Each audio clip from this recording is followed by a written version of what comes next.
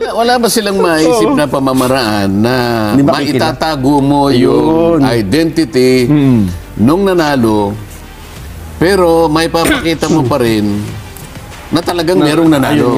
Yun nga. Dapat dalawa yung objectives dito. Opo.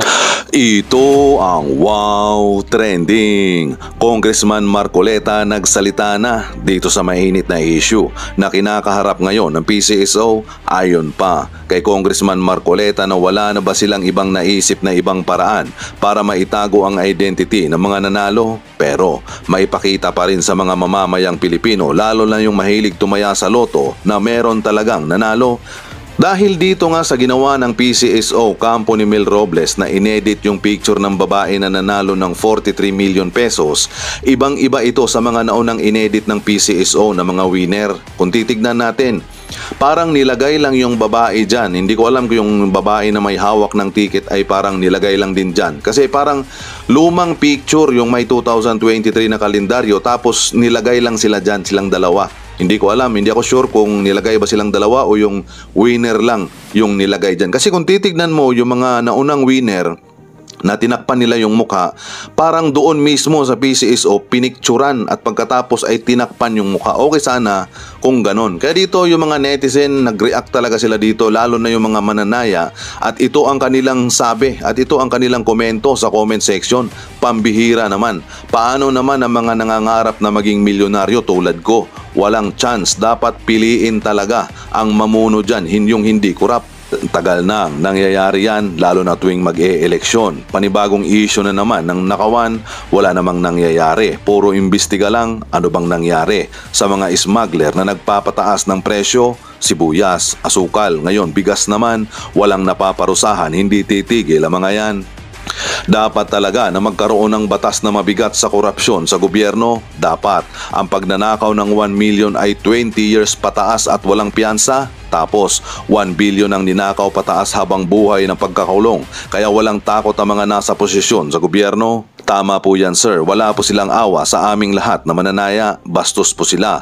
Niloloko po kaming lahat na mananaya. Dapat maparusahan yung mga taong ganyan. Makasarili po silang nasa PCSO. Nakakalungkot talaga na that money is intended for charity, people who are in need. Sinira nila ang imahe ng pamilya nila. God is watching, God is powerful, God is karma. Nakakapanlumo talaga. Di bali sana kung totoong may nanalo, kahit papano ay nababawasan ang mahirap na walang swerte. Sana maging patas ang PCSO, wag nang di bali sana kung totoong may nanalo, kahit paano nababawasan ang mahirap na walang swerte. Sana maging patas ang PCSO, wag nang nakawin ang pagkakataon ng yumaman ng ordinaryong tao. Yun ang Walang problema. Ako, wala na akong problema doon. Ang importante ron, kaya naman ine-edit, itinatago yung identity nung nanalo para sa kanyang protection. Yun ang pagkakaalam ko. Di ba?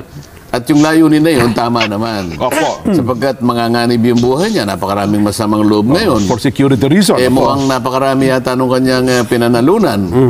So kailangan itago mo yun. Ngayon, kung inedit, mali mo ng hindi nga maganda basta importante na itago mo yung kanyang katauhan. Sa akin okay na yun. Yun lang naman ang objective. Itago mo para hindi makilala, para hindi siya matunton.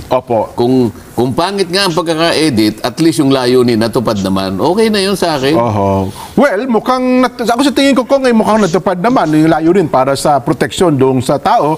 Ang problema ho ay ang proteksyon ng ahensya ng gobyerno para ipakita ang naging dating kasi kung parang hinuhokus-pokus ng mga taga-PCSO ang mga nananalo dyan sa PCSO. Ano ngayon mo sabihin? Wala namang nanalo. Pero nagkukunwari na may nanalo. Well, kanya-kanyang interpretasyon na nangyari ngayon. Baka ganun ang gusto mo sabihin. Opo, tama po.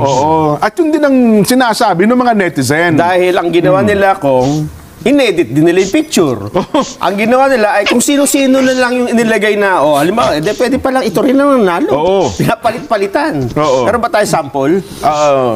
Si Pangulong Bongbong ata, kasama sa mga matangin ng Pangulong wala ba silang maisip na pamamaraan na maitatago mo yung identity nung nanalo, pero may papakita mo pa rin na talagang merong nanalo. Yun nga po. po. Dapat dalawa yung objectives dito. Opo.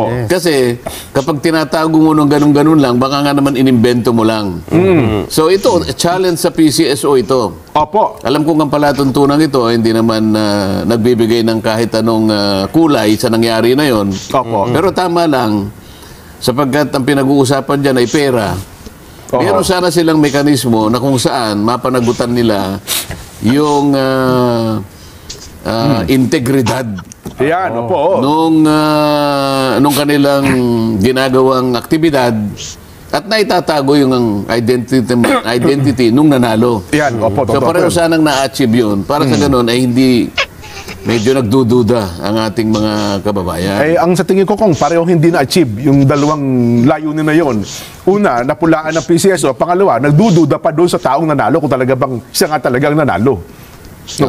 Yung ba namang mga nagduda na yun, marami naman. Baka naman mangilan-ngilan lang. At ang karamihan naman ay nakapagtyaga na isipin na hindi pa namin na-perfect. Pero malinaw naman dito sa mga paper trail naman namin dito. Meron naman kaming meron naman kaming mekanismo rito. Meron kaming control dito na may nanalo po talaga. Sapagkat bago niya makuha to, napakarami pong paper trail, marami pong pipirma rito.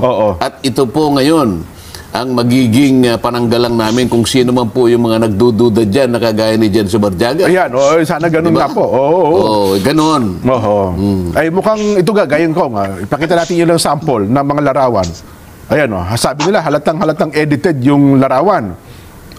Yung damit daw po. Kasi binago daw po nila yung damit ng tao Hindi, yung damit ay nakita na ginamit. Ang original pala niyan ay ayun, yung binebentang damit.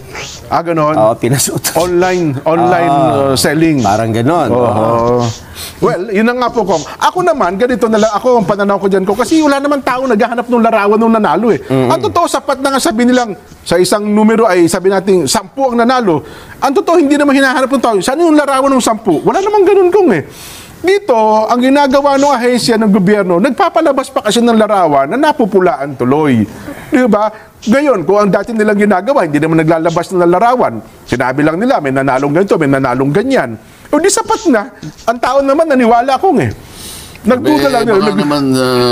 Baka naman ang iniisip nga ng PCSO, ay mas maganda kung makapaglabas man lang tayo ng larawan. Kayo naman kasi, pagka walang larawan, nagdududa kayo. Kung may larawan, ano naman ang gagawin na ngayon sa inyong dalawa? Sige ka. Wala namang kinakailangan, ganito na lang ang gawin natin. Total, nakikinig naman ang PCSO. Ayan, opo. Kapag nag-edit po kayo, siguro, yung kabuuan ng katawan niya siguro, hindi naman makikilala yan Marami Tanggalin nyo na lang ang ulo. Yun na lang. Diba? Parang nadalo po itong tao ng ulo. Wala nang Kunyari, 10 sila, nakalinya sila nga, tanggalin lahat ang ulo. Pagkatapos, kung sino yung gusto ito po yung pinirmahan nila. Basta wala na lang yung pangalan, pero makikita lahat. Merong paper trail, malinaw yun. Talagang yung proseso ay hindi mapasusubalian ito.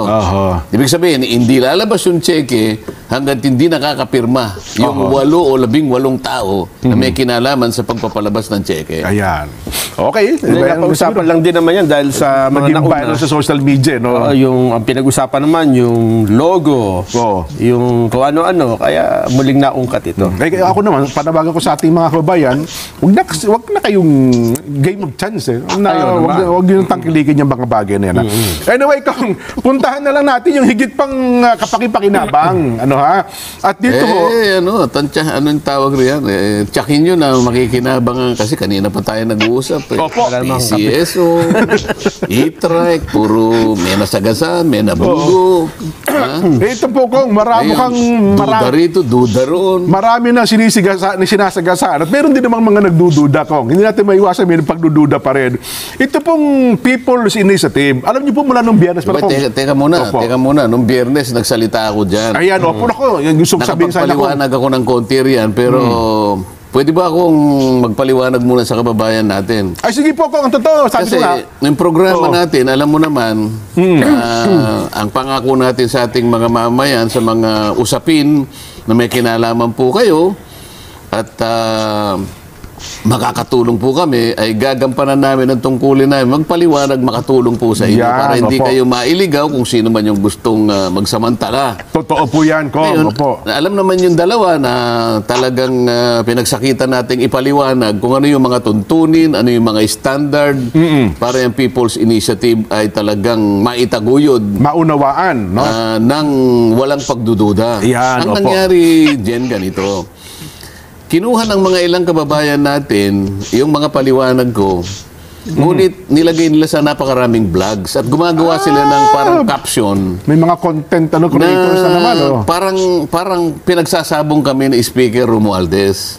Bibigyan kita ng halimbawa. Pag makikita mo sa YouTube, nandun yung larawan ko, pagkatapos nandito yung larawan ng aming speaker, pagkatapos merong caption, Marcoleta sinupalpal si Romualdez. Nako. Ako po, mananawagan po ako sa mga kababayan nating vloggers. Opo. Ako po ay nagpapasalamat sa inyo ng pagpapaliwanag namin na ikakalat po ninyong mabuti sa ating mga mamamayan, nakakatulong po kayo. Ngunit huwag na po ninyong lalagyan ng caption na wala naman pong kinalaman yung pagpapaliwanag ko na nasupalpal ko si Speaker Romualdez. Wala namang ganun talaga. Kahit naman po tingnan ninyo yung pagpapaliwanag, mayroon pang nakalagay sinampal ni Marcoleta si Speaker Romualdez. Hindi naman ako na po ang makikiusap sa inyo. Oo. Salamat po sa ginagawa ninyo na ginagamit po niyo yung pagpapaliwanag. Sana naman po lumalawak ito at naiintindihan ng mga kababayan natin. Ngunit nakagagawa po kayo ng mali doon sa paggawa po nyo ng caption. Nababaligtad po, maring yung aking paliwanag doon, hindi na po pakikinggan, ang titingnan na lang yung caption, yung pamagat. Opo, yung headlines na lang, opo. Halimbawa po, kung nakita ni Speaker Romualdez to, na hindi na niya na pinakinggan yung nakalagay doon, edi parang magdarandam siya sa akin. Yun ang unang Yun ang implikasyon to po. Totoo yan. Implikasyon ito. Kaya ako po makikiusap sa inyo na kung gusto po niyong gamitin yung magpagpapaliwanag namin sa programang ito, hindi lamang ako, itong dalawang kasama ko, huwag naman po niyong babahiran ng kung ano-ano na kapag ka po tiningnan ng mga ordinaryong tao, parang meron kaming ginagawa rito na panglaban sa mga kasama namin o lalo na yung speaker namin. Huwag naman po yun. Salamat po. Yun lang ang gusto kong ipaliwanag muna dyan. May mga tao kasi, Kong, na hindi nila gusto ang nangyayari at akala nila, si speaker, akala nila kasi kung kayo magsasalita, ginagamit nila against the speaker. Totoo, wala nang, kung pagka pinanood nila ng buo yung ating palatuntunan ng Biyernes, pinapaliwanag lang natin. Ang daming nakaintindi nga akong ang daming nakaunawa. Pero doon sa ating pagpapaliwanag, para sa, kumbaga, doon sa premise kong na ang tao na pipirma doon, dapat well-informed. Di po ba, Kong? Yun naman ang nakalagay sa mga tuntunin dyan. Ikaw ba naman, kahit sino sigurong tao na may gustong pag-iisip, hindi ka naman basta pipirma sa isang kasulatan nang hindi mo naman babasahin. Totoo po yan. Kung hindi mo naintindihan yung nakasulat doon, meron ka naman kakayahan para magtanong ka sa kaibigan mo, kamag-anak mo, o kung sino man ang gusto mong pagtanungan. Para sa ganun, meron kang guide kung pipirma ka o hindi. So, yun ang ating ipinapaliwanag. Paano pipirma yung mga tao kung hindi naman pinaliwanag? Yun na nga po, Kong. O sana, itong pagpapaliwanag natin, mamaya gagawa na naman sila ng pamagat. Sinabi ni Marcoleta na si ganito ay hindi nagpaliwanag. Wala po tayong sinasabing ganon. Opo. Ay, nako. Pero, well, sa ngayon, Kong, ang pinaka-latest, sabi ng COMELEC, kinumpirma na rin ni Nelson, di ba? Kahapon. May COMELEC chairman na George Garcia, na tumanggap na po sila, yung kahapon ay 400, mula daw po sa city, municipalities, sa buong Pilipinas, ng buong bansa, na gano'n. At mukhang bawat araw daw po ay nararagdagan pa yung dami ng mga pirma na dumarating po sa COMELEC para po sa ito'y kanilang suriin, Kong. Well, yun po ata. At mukhang ang marami na ngayon. Sinabi ba ni Chairman George Garcia kung paano niya susuriin? Ano ang pamamaraan para suriin yung pirma ng ating mga kababayan? Wala pa po doon sa punto na yun. Ang nire-report lang niya, tumanggap na sila ng mga, yung mga formularyo na pinapipirmahan mula sa iba't ibang bahagi ng ating bansa, Kong. Ulitin natin yung threshold kasi din. Dapat yung nagpetisyon na kapag talas siya ng at least 12% nung total number of registered voters sa buong kapuluan. Tama po. Kaya kung halimbawa 60 million po ang ating mga botante na rehistrado, yung 12% po noon, ganun po sana karami yung nakapirma na ibibigay, na isusumite sa COMELEC. Opo. At mula doon sa bahagdan na yon, hindi bababa sa 3% naman ang threshold ng bawat legislative district. Sa buong bansa. Kagaya ng pinaliwanag natin. Para sa ganon, ay magsimula ang COMELEC na, sige, mukhang nakapasa sila sa unang test. More than 12%. Ang natanggap natin ay 22% pa nga halimbawa. Sobra nga po. Ang inihingi lang ay 12. Ang naisubmit na bilang ng pumirma, 22%. Opo. Tapos sasabihin ngayon ni Chairman George, tingnan ninyo ngayon kung lahat ng district ay lampas sa 3% o 3% minimum. Ayun, opo. Ang nakapirma sa kanina. Ngayon, pumasa uli doon. Halimbawa na. Magano tayo? Mag-verify tayo ngayon. Kasi maaaring, alam mo, may mga kababayan tayong mapaggawa ng mga kabulastugan Opo naman, oo. Isip-isipin mo yung isa palang kahon na yun, isa lang ang pumirma. Ako, iniba-iba ng konti lang. Palibasa, magaling siyang pumirma ng paiba-iba. Opo, oo. Ang mga pangalan, iba-iba talaga. Kaya lang, ang pumirma isa lang. Isang tao lang. Ay, mauhuli naman yun. Magaling naman ang COMELEC dyan. Ayan, opo. Meron naman silang mga kinontratang mga